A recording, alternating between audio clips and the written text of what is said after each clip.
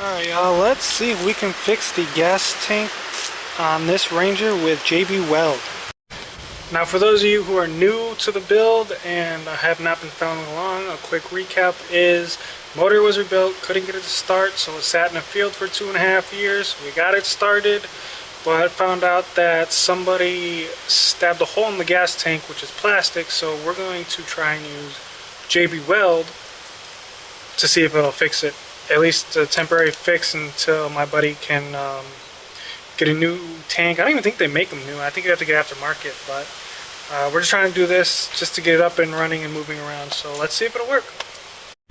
Alright, as you can see, we're under the tank, or under, and you can see right where they put a perfect, looks like a knife slit, so that's what I'm assuming they did. I'm going to spray this around the area with some brake parts cleaner and get it all clean, and then we'll mix up some JB Weld.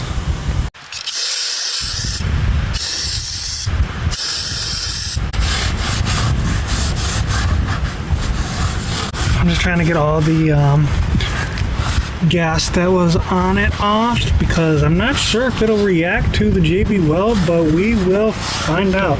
Yeah, look at that's a perfect, that looks like a knife just right to the side right there. So let me spray this down, and like I said, we'll mix up some JB Weld, see if it holds. Alright, so we're going to be using this JB Quick Weld. I'm going to spread it, it's 1:1, so I'm just going to spread it on this piece of scrap metal I had. And I'm going to be using a small piece of, looks like, what is this? Window screening or something, just to give it something to adhere to, kind of like reinforcement. It's basically the poor man's rebar for JB Weld. Now that is completely unnecessary. I'm just doing it because when I had this little scrap piece, if it helps, it helps. I don't know if the gas is gonna react to it somehow, make it split or whatever, but it's a little extra step, just who knows. We'll see if it works. If it does, it does. If it doesn't, it doesn't. I think the JB Weld was like $8, $10, something like that. So I was looking, and these Ford Rangers do not sell aftermarket tanks, so you'd have to go used. And where he's looking around, it's going to be anywhere from $250 to $500. So if we can get by for under $10 for now, that'll be great. But let me mix this JB Weld, and we'll throw it on there and see what happens. Now when I said 1:1, this is what I meant. It's going to be basically it's going to be equal amount of the hardener and the JB Weld steel or whatever. Now we're just going to thoroughly mix it. There's different methods. A lot of people will stir or whatever, but I'll just go back and forth. Try not to go in a big circle, just back and forth, smoothing it out until it comes one consistent color. And then, like I said, I'm going to throw the screening on there, and then we'll throw it on. See what happens. Alright, there you have it, folks. Again, that piece of window screen is probably pointless, but I had it, it was there, might as well. Maybe it helps, maybe it doesn't, I have no idea. Who knows, maybe we'll try to adjust this door.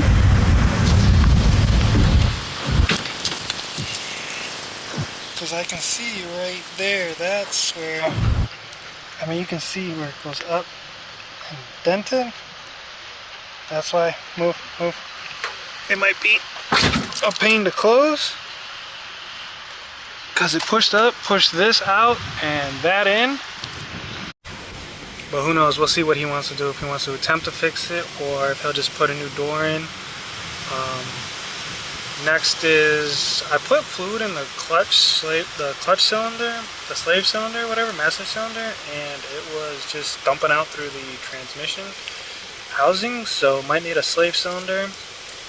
I'm not going to look too far into that because I know it's going to need a brake line too. I didn't even put fluid in there, I just saw that it was leaking in the front.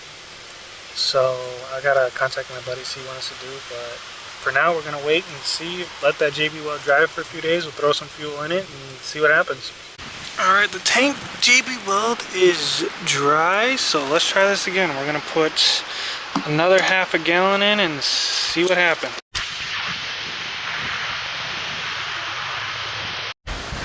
So far, so good. Let's put the battery and start it back up. Alright, battery's back on. Let's start this bad boy up.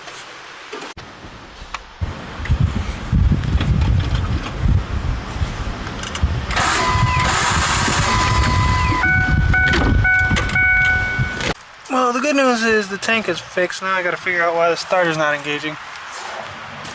Although, maybe that's why there was flywheel on the back? Oh, I hope not. Let me see. Alright, let's see if this motor has a, or the flywheel has a dead spot on it. We're gonna put a socket to the crank pulley. It's in neutral, and we'll spin it over and we'll try it again. Alright, so we use a 3/4, spin it over a little bit. We'll try it again.